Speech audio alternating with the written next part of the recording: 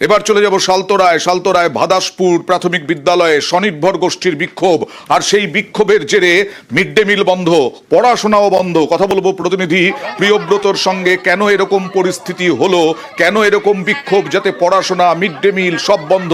কথা বলবো প্রতিনিধি প্রিয়ব্রতর সঙ্গে। প্রিয়ব্রত, দেখুন, সালতোরায় ভাদাসপুর প্রাথমিক বিদ্যালয় এই যে গ্রাম, সেখানে কিন্তু নয়টি স্বনির্ভর গোষ্ঠী রয়েছে এবং সেখানে কিন্তু এই ভাদাসপুর যে প্রাথমিক বিদ্যালয়, সেখানে রান্নার দায়িত্বে রয়েছে কিন্তু একটিমাত্র স্বনির্ভর গোষ্ঠী। আর সেই কারণেই এই 8টি যে বাকি স্বনির্ভর গোষ্ঠীর সদস্যরা তারা দাবি করছেন তারাও রান্না করবে এবং দীর্ঘদিন ধরে তারা দাবি করে আসছেন, বারবার ধরে বিভিন্ন জায়গায় জানিয়েছেন, তারা ব্লক পর্যন্ত জানিয়েছেন, কিন্তু তারপরও কোনো কিন্তু ব্যবস্থা নেওয়া হয়নি। এই একটি দলের হাতেই এই আমি আসবো একটু দেখাবো যে অ্যাম্বিয়েন্সটা একটু দেখাবো যে আটটি সংগঠনবাদ স্বনির্ভর গোষ্ঠী একটি নাকি রান্নার দায়িত্বে, সেই নিয়ে বিক্ষোভ। দেখুন,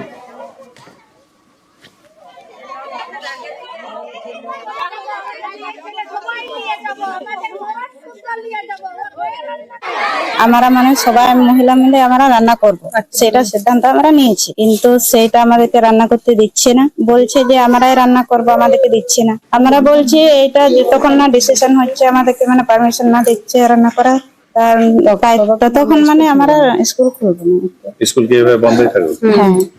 এবার প্রিয়ব্রতর সঙ্গে আরো একবার কথা বলবো। প্রিয়ব্রত, ব্লক প্রশাসন কি এই ডিসিশনগুলো নেয় এবং তারা কি বলছে এখনো পর্যন্ত, যে এই 8টি স্বনির্ভর গোষ্ঠী তারা বিক্ষোভ দেখাচ্ছে, যতক্ষণ না পর্যন্ত তারা রান্নার দায়িত্ব পাবে তাহলে ততক্ষণ পর্যন্ত বন্ধ থাকবে?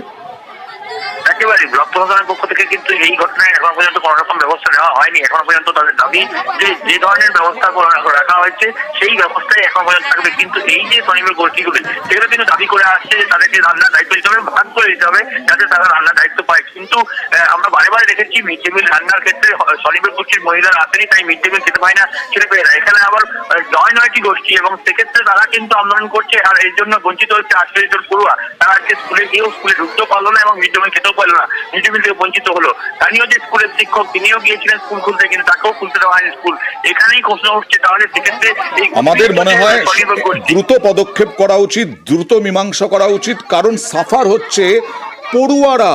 পড়াশোনা বন্ধ হয়ে যাচ্ছে, মিড ডে মিল বন্ধ হয়ে যাচ্ছে, গরিব শিশু তারা।